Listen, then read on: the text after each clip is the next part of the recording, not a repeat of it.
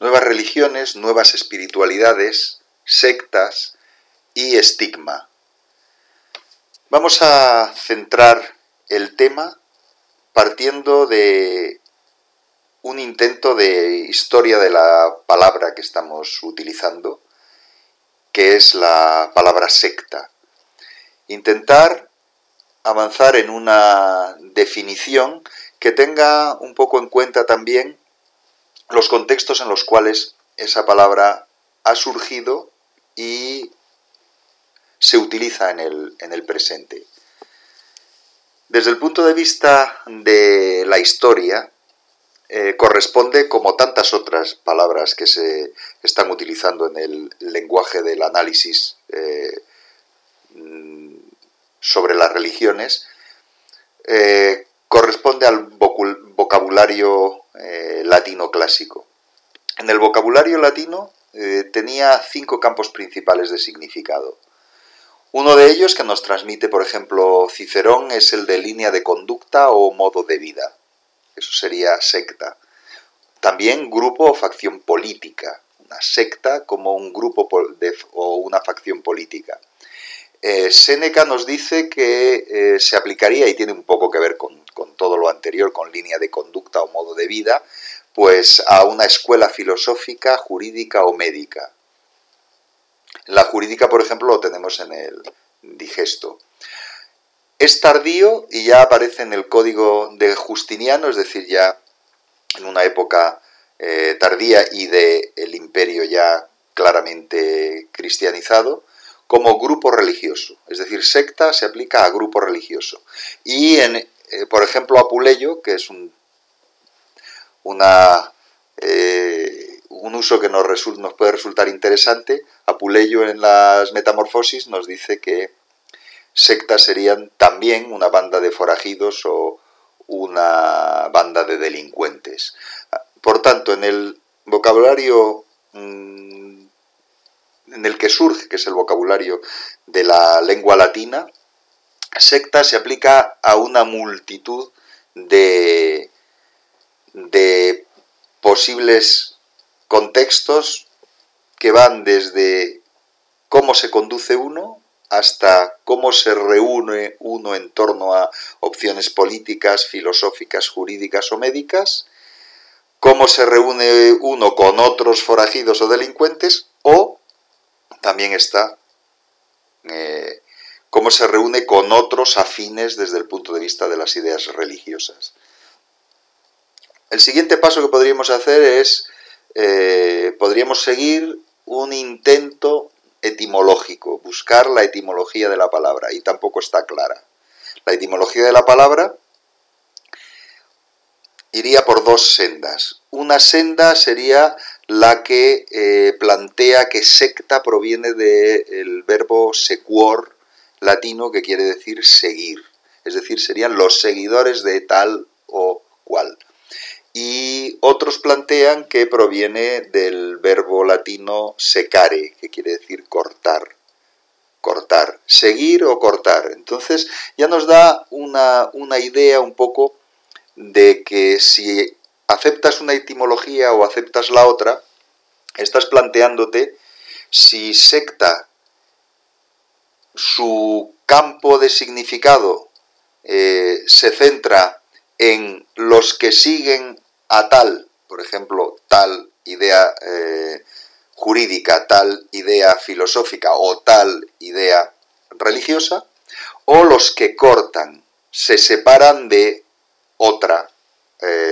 otro conjunto. Y ahí la acción de construir una secta sería la acción de separarse de. Finalmente, lo que encontramos son diferentes significados que tienen mucho que ver con cómo era el mundo romano. El mundo romano era plural, plural también en lo religioso, plural en las ideas. Y por tanto, secta, si bien tiene algunas connotaciones que podríamos denominar peyorativas, como la que transmite Apuleyo, de banda de forajidos o banda de delincuentes, pero otros de los usos son usos absolutamente no estigmatizados, como cuando planteaba la secta cínica, la secta de los seguidores de Diógenes, la secta de los cínicos, o la secta de los seguidores de Platón, de los platónicos. Ahí, detrás de ese uso de secta en un contexto filosófico o en un contexto jurídico o en un contexto médico, nada da a entender que haya allí cualquier tipo de uso no neutral de la palabra. Pero ¿qué es lo que ocurre? Pues que en modelos que tienden a la no pluralidad, modelos que tienden a optar por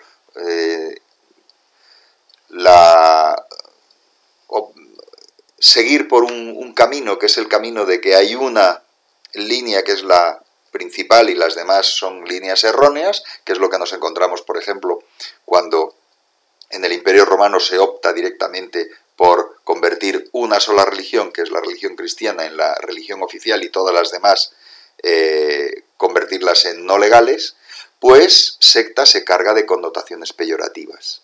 ¿Por qué? Pues porque la separación, si seguimos el secare, o el seguir a alguien que no es la línea adecuada y correcta, entendida por correcta por quienes están en el mando en ese momento, pues es un contexto que se piensa como peyorativo, se piensa de modo peyorativo, se piensa como estigmatizable y estigmatizado. Y ahí es donde nos encontramos que secta se carga de estas connotaciones estigmatizadas en los modelos que han renunciado a los caminos plurales y que han optado por la singularidad. La singularidad lo que hace es que las opciones plurales son estigmatizadas y son cargadas de connotaciones peyorativas. Pues por tanto pasamos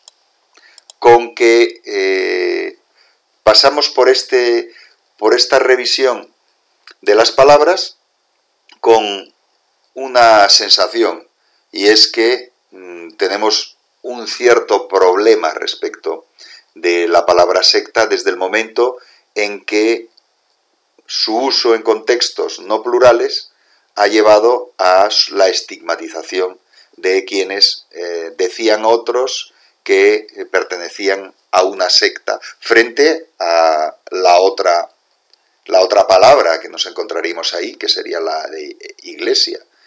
Iglesia frente a secta, iglesia el camino correcto, secta los caminos desviados.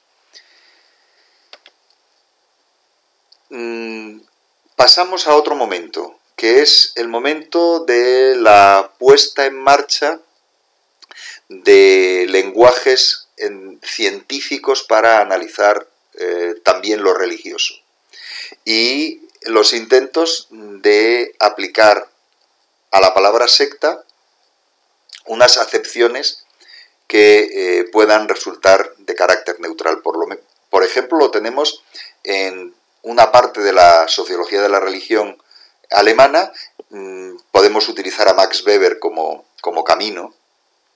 Max Weber y muchos otros plantearon, y a partir de ahí muchos sociólogos defienden este camino, plantean que puede haber una acepción científica neutral de uso de la palabra secta, y sería el uso de secta frente a iglesia relacionada con el que iglesia es un modelo establecido y la secta es un modelo nuevo dentro de una línea religiosa. Por ejemplo, el cristianismo sería una secta del judaísmo en su origen, y a partir de cierto momento se convertiría en una iglesia.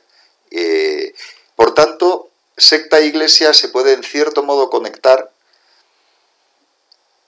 con una caracterización que también encontramos en el pensamiento sociológico alemán del entorno de Max Weber, que es la diferencia entre sistemas burocráticos y sistemas carismáticos, modelos burocráticos y modelos carismáticos, modelos de liderazgo burocrático y modelos de liderazgo carismático. Entonces, en el contexto de las iglesias, lo común serían los modelos burocráticos, y en el contexto de las sectas, lo común serían los modelos carismáticos. Y habría en cierto modo, esa potenciación de la ruptura, pero también del seguimiento, seguir a líderes carismáticos y romper con otras líneas de las que surgiesen, el caso este que estamos viendo del cristianismo surgiendo del judaísmo y tantos otros ejemplos que podríamos utilizar. ¿Qué ocurre? Pues que encontramos en el uso de la palabra secta un cierto problema que no solo tiene que ver con estos intentos de encontrar una acepción supuestamente neutral al uso de la palabra, sino que lo que encontramos también, en cierto modo, es unas diferencias dependiendo del ámbito lingüístico en el que estemos trabajando. En el mundo anglosajón, la palabra sect tiene valoraciones no peyorativas. Se utiliza perfectamente para grupos generalmente con la idea de minoritarios. Se habla perfectamente de la secta esenia, de la secta de los esenios, de la secta soto del budismo zen, por ejemplo. Y en cambio el término peyorativo es cult. Entonces nos encontramos esa diferencia en los campos semánticos en el mundo anglosajón respecto de otros contextos culturales en que para el mundo anglosajón sect no tiene connotaciones peyorativas y cult tiene connotaciones peyorativas.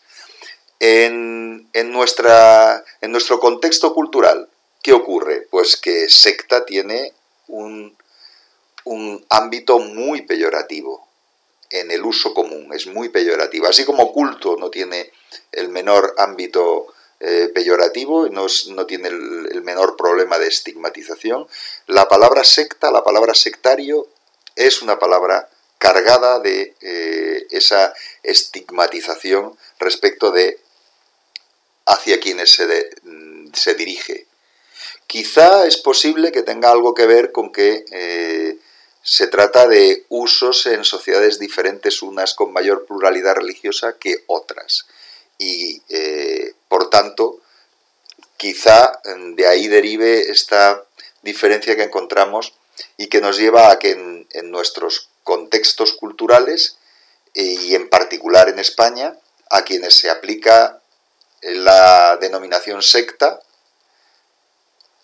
sean a grupos que están estigmatizados. Entonces, conectamos aquí con un asunto que tiene que ver con religión y estigma y que sigue en el contexto de la reflexión, en cierto modo, organizada desde el pensamiento de la sociología aplicado a la religión. Este concepto de estigma que se aplica en otros muchos ámbitos y en otros muchos campos del análisis social, pero específicamente en la religión resulta particularmente destacable el que nos encontremos con grupos a los que se tiende a estigmatizar y grupos a los que se tiende a no aplicar una estigmatización.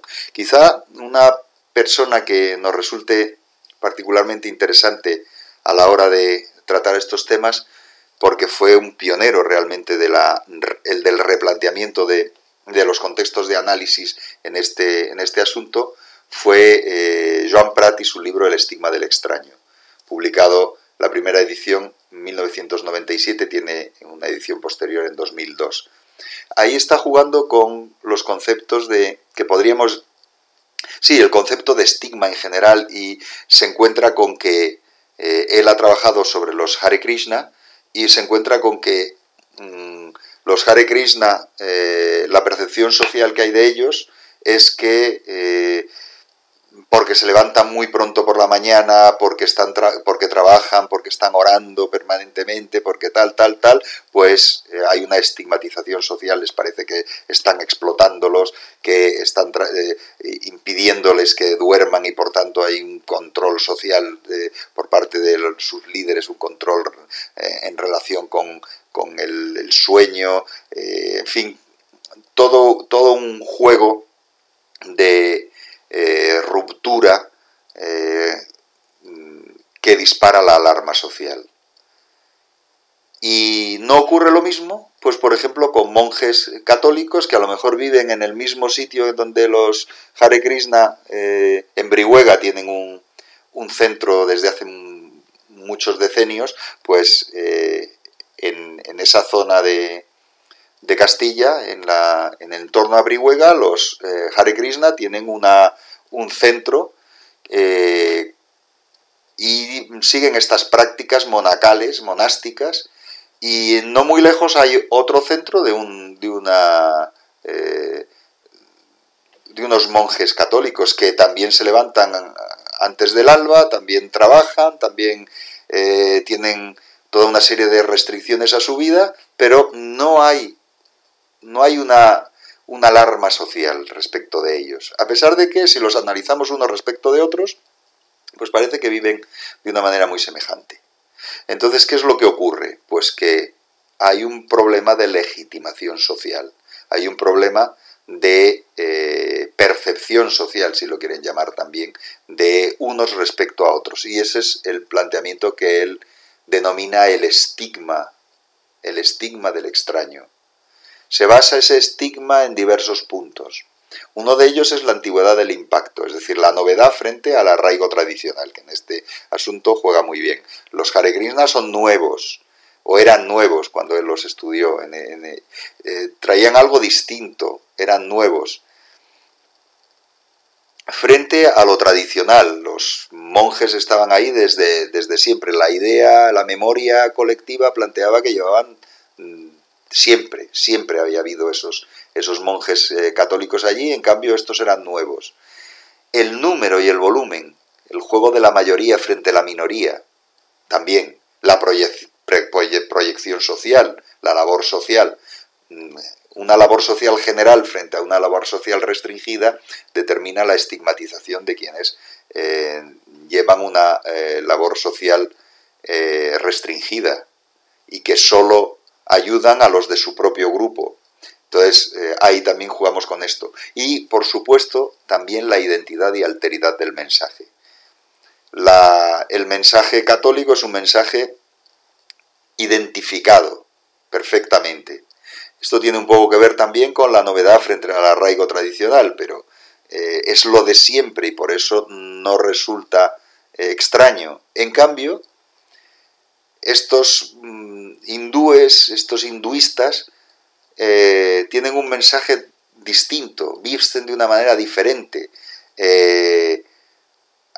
utilizan palabras diferentes, utilizan la palabra karma, utilizan toda una serie de palabras nuevas que son, en fin, resulta un mensaje muy cargado de alteridad en este juego de los imaginarios colectivos. Y nos encontramos, por tanto, que la percepción social es diferente y saltan los mecanismos que disparan la alarma social. La alarma social, algunos de los mecanismos tienen que ver con la propia socialización. Si los Hare Krishna son vegetarianos, tienen unas reglas dietéticas determinadas, pues la comensalidad no es tan fácil y por tanto se estigmatiza. La familiaridad puede que sea diferente. En fin, se genera toda una distorsión, que es lo que analiza Joan Prat y tantos otros analistas de este tipo de grupos y de problemas, ¿no? Esa distorsión que se asocia pues con la vida apartada, con el control de las rentas de los miembros, que lo hay también entre los monjes católicos,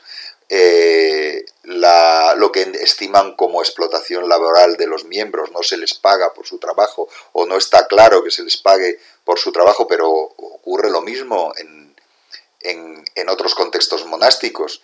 El control el boato real o supuesto de los dirigentes, que se aplica más o se es más sensible, o las alarmas se disparan mucho más en esos contextos de extrañeza, ¿no?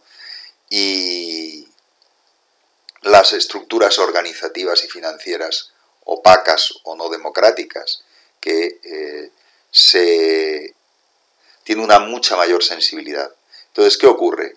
Pues que se disparan las alarmas sociales no tanto por lo que piensan estos grupos, cuanto porque algunos o muchos puedan estimar que no tienen derecho a hacerlo. Y ahí es donde está el gran problema, porque es se conculca la libertad religiosa.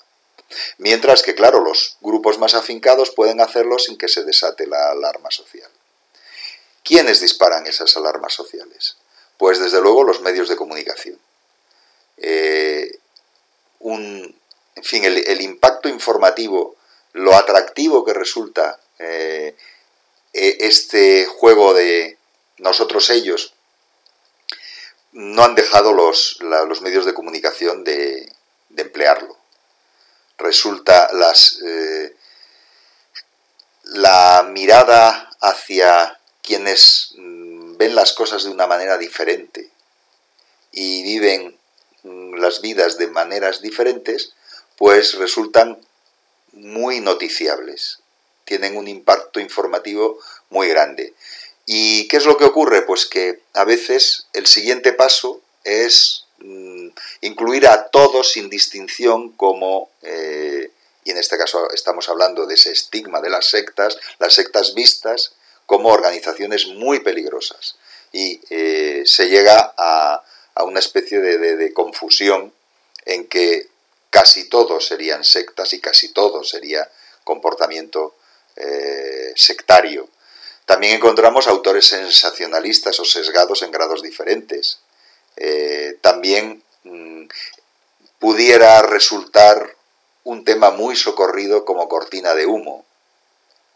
Habría que hacer estudios sobre los momentos en los que se explota la información sobre sectas en los medios de comunicación y si no actúa como una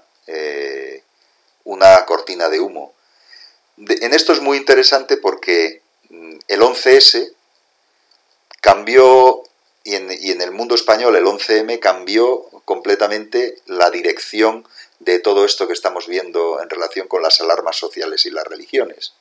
Los medios de comunicación antes era muy común que hablasen del peligro de las sectas, que hiciesen reportajes de vez en cuando sobre sectas, sobre actuaciones que estimaban que iban en contra de la libertad individual por parte de grupos de este tipo, y eran relativamente comunes. De hecho, se publicaba mucho sobre los peligros de las sectas. A partir del 11S y el 11M se dirigió el estigma hacia otro lugar, que es hacia el mundo musulmán. Y el tema de las sectas perdió en muchos casos la relevancia o la gran relevancia que tenía. Quizá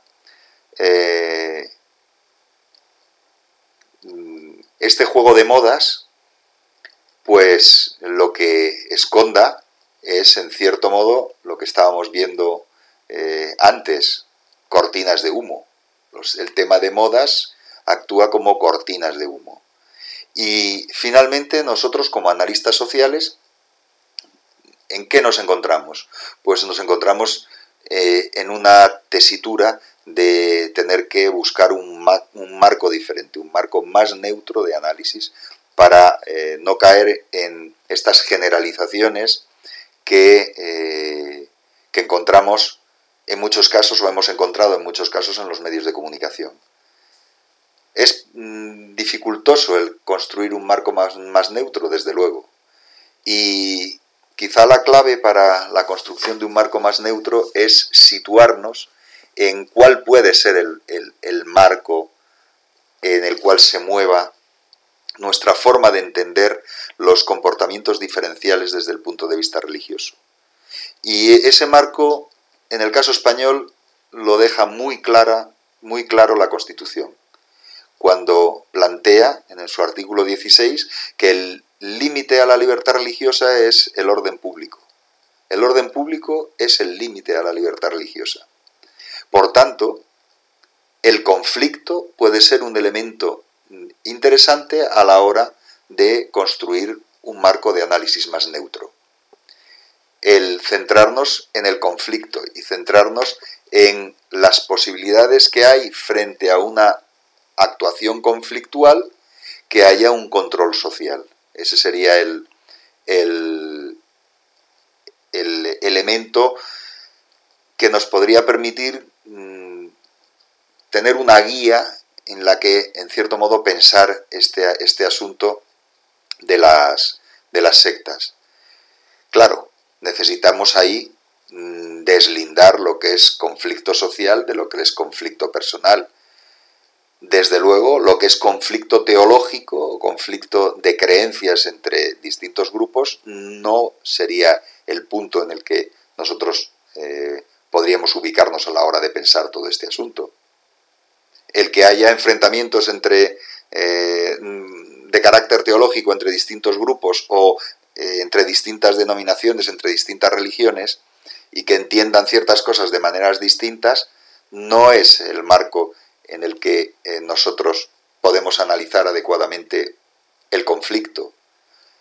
Efectivamente, todo este asunto de conflicto teológico nos puede resultar interesante para entender los contextos imaginarios que hay en torno al uso de ideas por parte de los grupos religiosos.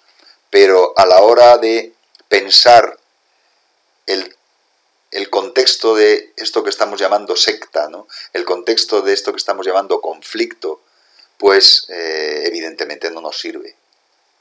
Lo que sí nos sirve es determinar los niveles individuales y sociales y el control social que puede resultar aceptable desde el punto de vista, evidentemente, del marco en el que nos movemos. Y el marco es el marco de defensa de la libertad religiosa. Defensa de la libertad, de una libertad, como es una libertad fundamental, cuya cortapisa única es una libertad que choque con una libertad de mayor categoría o directamente que tenga que ver con esto que estamos viendo, que es el orden público. El nivel individual es menos fácilmente controlable y probablemente es menos deseable socialmente que se plantee su control, por el mero hecho de que a veces no es fácil determinar en un choque de libertades cuál es la que prevalece y hasta qué punto, siendo la libertad religiosa una libertad fundamental, hasta qué punto puede haber otras que tengan esa misma categoría o una categoría superior. Los grandes problemas religiosos suelen en la actualidad anclarse en este tipo de asunto que tiene que ver con el choque de libertades entre la libertad religiosa y el derecho a la vida. El derecho a la libertad religiosa y el derecho a la vida, por ejemplo. O el derecho a la libertad religiosa y el derecho a la educación. Y evidentemente ahí juega la necesidad de caracterizar los límites. Y evidentemente, si estimamos que hay grupos religiosos que pueden tener una posición en el contexto individual que es en el que estamos centrándonos, que pueden tener una posición que resulte lesiva para sus miembros, habría que caracterizar cómo es este asunto. Grupos religiosos a los que se aplica el calificativo de destructivos, por ejemplo, en este asunto del contexto individual, destructivos de la personalidad. ¿Cómo caracterizarlos? Claro, nos encontramos con un problema que podría ser de documentación, de cómo enfrentarnos a un asunto de este tipo. Porque nos enfrentamos a diversos puntos de vista, opciones personales que tienen que ver con percepciones diferentes. Algunos que te dicen que se está realizando lavado de cerebro, frente a otros que te dicen que sencillamente son facetas o etapas del desarrollo personal, del autoconocimiento y el desarrollo personal. ¿Cómo navegar en estos vaivenes que provienen de cómo perciben unos y otros lo mismo? Claro, tenemos un serio problema de fuentes. Y ese serio problema de fuentes tiene mucho que ver con quiénes son los que transmiten sus puntos de vista. Y podemos situarnos en dos extremos absolutos. Unos, los completamente convencidos del grupo religioso en el que están y que les parece perfecto el que tengan toda una serie de exigencias respecto de ellos, y frente a eso nos encontramos los casos más evidentes del otro lado son lo que se llaman arrepentidos, gente que ha salido de los grupos religiosos y que tienen toda una larga lista de asuntos negativos en su percepción. También nos encontramos con, aunque hay cada vez menos, pero durante muchos años hubo muchas personas que eran los llamados desprogramados. Los desprogramados eran aquellos que habían salido de los grupos porque les había, entre comillas, extraído de ellos gente que se denominan desprogramadores. Los desprogramadores eran, algunos de ellos eran psicólogos, otros tenían otras especialidades, y lo que se centraban en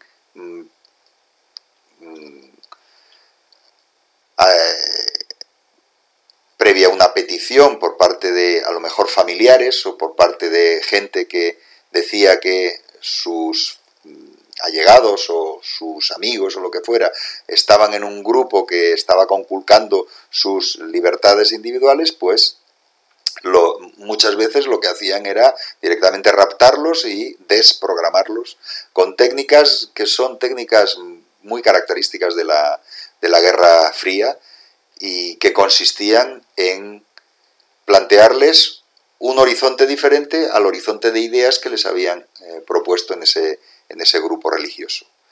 ¿Y qué nos encontramos? Pues que los desprogramados, hasta qué punto son una fuente que resulte fiable, porque sobre ellos ha habido una presión muy fuerte por parte de estos desprogramadores, que muchos de ellos estaban perfectamente profesionalizados y que muchos de ellos estaban en el límite del delito o directamente habían pasado a actuar delictivamente, pues por ejemplo si raptaban a esa persona para sacarla del grupo. Es decir, que tenemos un claro problema de fuentes, porque en muchos casos contamos con arrepentidos, contamos con desprogramados o contamos con fieles absolutamente insertos en esos grupos y que defienden la perfección de la vida que están viviendo en ellos, y por tanto es un choque también de imaginarios. Es un choque que tiene mucho que ver con las percepciones y con las distorsiones personales. Por ejemplo, un hijo de ateos que quiere ser sacerdote puede ser visto como sometido a un lavado de cerebro. Sus padres pueden sentir que le han lavado el cerebro y le han llevado hacia una religión y hacia tomar unos votos que estiman ellos desde su punto de vista que no son nada aceptables. Entonces tiene mucho que ver con las percepciones, mucho que ver con las distorsiones personales. En el caso español hay en fin, si intentamos acercarnos a un grupo que algunos han denominado como una secta, que es el Opus Dei, pues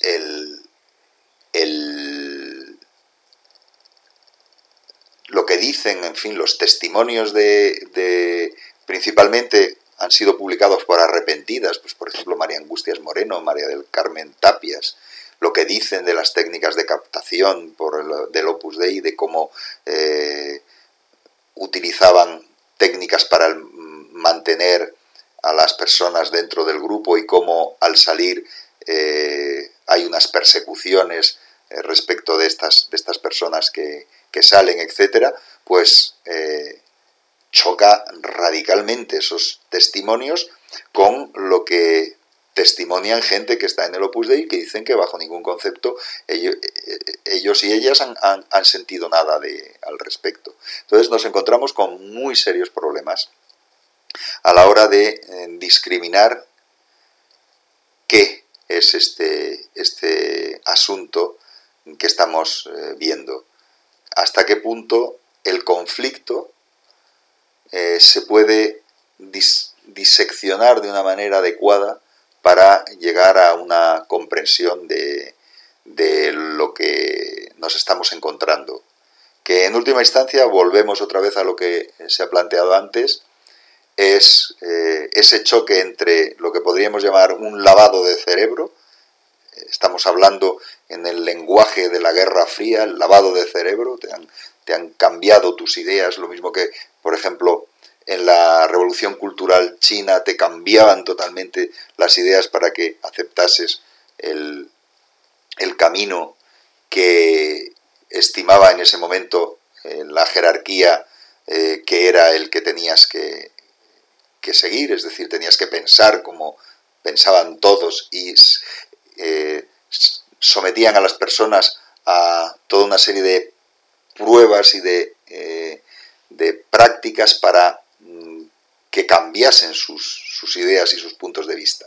Pues entonces, la gente que percibe que en estos grupos religiosos están haciendo un lavado de cerebro frente a la gente que percibe que en esos grupos religiosos lo que sienten es que están potenciando su autorrealización, están potenciando su desarrollo personal.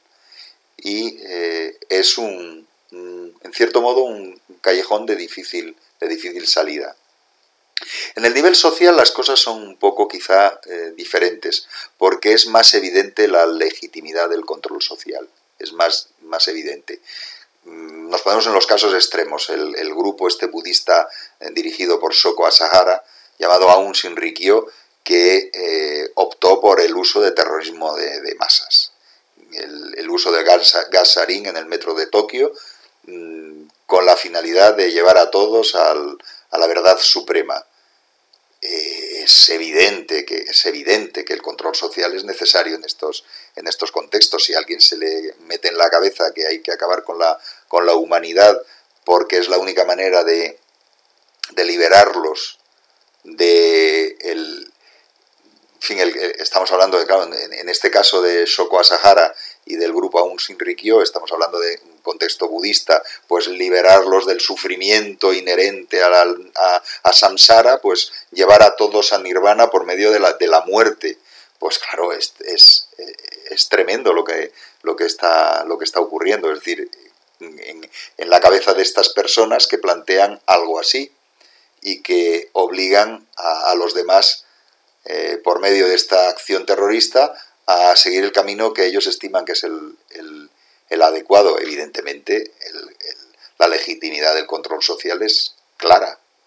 Incluso en actividades ilegales con resultado de muerte, la violencia interna, los suicidios masivos, tanto coercitivos como entre comillas, voluntarios, los coercitivos, la violencia física o psicológica.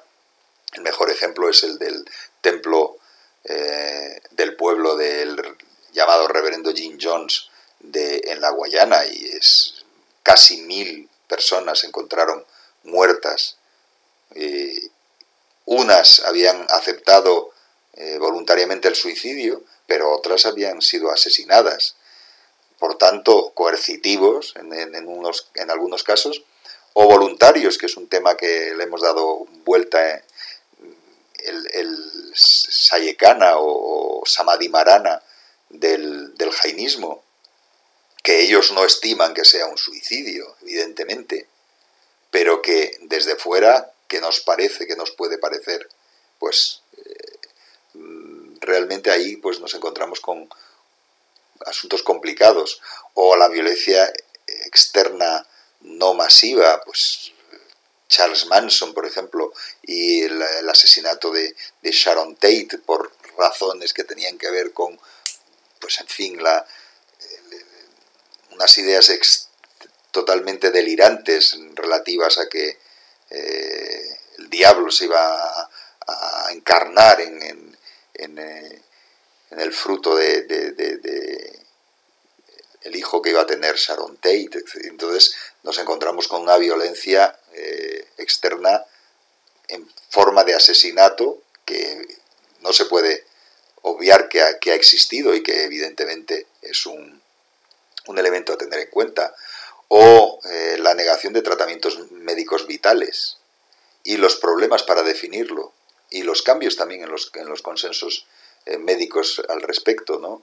El caso más célebre lo tenemos entre los testigos de Jehová, pero claro, los testigos de Jehová que plantean que no aceptan las transfusiones de sangre, ¿qué es lo que han hecho? Pues en parte una salida que es una salida que puede resultar de lo más útil para otros casos, que es decir, hasta qué punto es necesaria la transfusión de sangre y hasta qué punto en la práctica médica habitual no se está excediendo en la acción de transfusión y apostando por la posibilidad que hay de potenciar cirugías sin emisión de sangre, con una emisión mínima de sangre que no requiera bajo ningún concepto el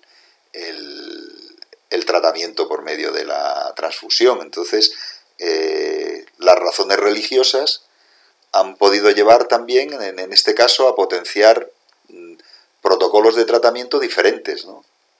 O, en fin, las actividades ilegales de tipo económico que encontramos por parte de algunos grupos que, bajo el amparo de denominarse religiosos, pues pueden plantear pues evasión de impuestos, delitos fiscales diversos, economía sumergida, vulneración de normas laborales, actividades económicas ilegales. Un caso que fue paradigmático en Estados Unidos fue el que rodeó la figura del que se denominó Osho, de Rajneesh, un gurú, un maestro de la India, al que se imputaron toda una serie de delitos, entre los que estaban pues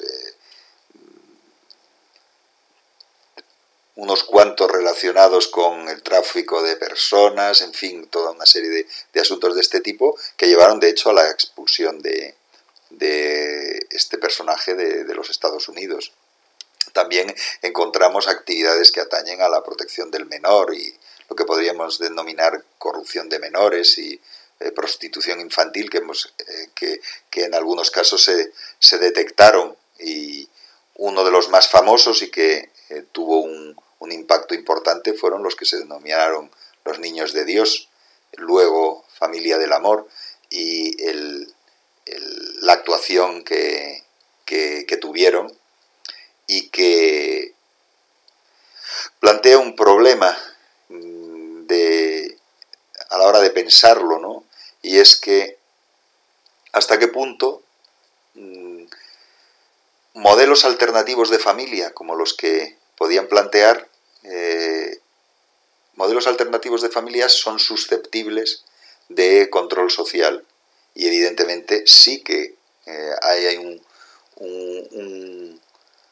una difícil frontera, porque un derecho fundamental, quizá el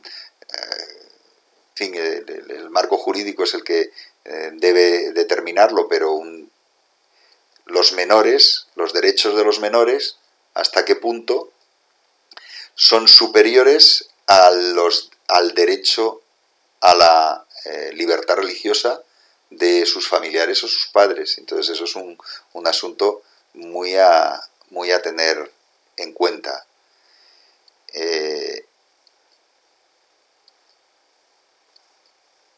Finalmente, la clave es el marco jurídico y el problema es el dinamismo del marco jurídico y el equilibrio entre derechos, que finalmente lo que hace es situar en un nuevo lugar la resolución de este tipo de conflictos, y ese nuevo lugar directamente son los tribunales y directamente es el marco jurídico. Pero claro, quienes nos dedicamos, los analistas sociales, podemos encontrarnos que tenemos que actuar en ese marco pues dando opinión respecto de unas prácticas o respecto de otras prácticas, es decir, aportando nuestro conocimiento experto que proviene de que estamos por nuestra formación y por nuestras lecturas y también nuestros puntos de vista metodológicos y nuestros puntos de vista teóricos también, es decir, que estamos capacitados, por ejemplo, para enfrentarnos a los puntos de vista religiocéntricos de un modo que potencie los valores de neutralidad que son fundamentales en el contexto jurídico. Pues, ¿qué es lo que ocurre? Pues, que podemos estar en una posición de expertos que ayuden en estos contextos en los que se dirimen los problemas que son el contexto jurídico. Y por tanto, pues lo que podría ser una cuestión teórica puede tener que plasmarse en una práctica como asesor experto, por ejemplo, de un tribunal o ante alguna situación de este tipo. Y por tanto, cada vez es más fundamental tener clara esta opción metodológica que hemos estado un poco viendo alrededor de toda la presentación, la opción metodológica por posicionarse adecuadamente ante los problemas que puedan derivar de posiciones religiocéntricas, etnocéntricas, etc. Y finalmente, ¿qué hacer con el término secta? Pues en España, pero en cierto modo también en Alemania, en Francia, en Italia, hay que usarlo con precauciones o directamente no usarlo. Usarlo con precauciones quiere decir realizar toda una serie de advertencias antes de emplear el término secta. Advertencias como pueden ser: estoy utilizando secta en un contexto neutral, de carácter sociológico, al modo Max Weber, podemos hacerlo así. Claro, probablemente es mejor no utilizarlo en nuestros contextos. Es mejor no utilizarlo y utilizar términos neutros, como pueden ser el de las nuevas religiones, o sencillamente aplicar aún más neutro que nuevas religiones, que es sencillamente grupos religiosos, o aceptar las propias terminologías de los grupos de estudio siempre que sean congruentes. Y evidentemente buscar un marco informativo más neutro y sin que genere alarmas, y en ese contexto informativo ofrecer nuestro conocimiento experto para justamente potenciar ese marco más neutro y sin alarmas.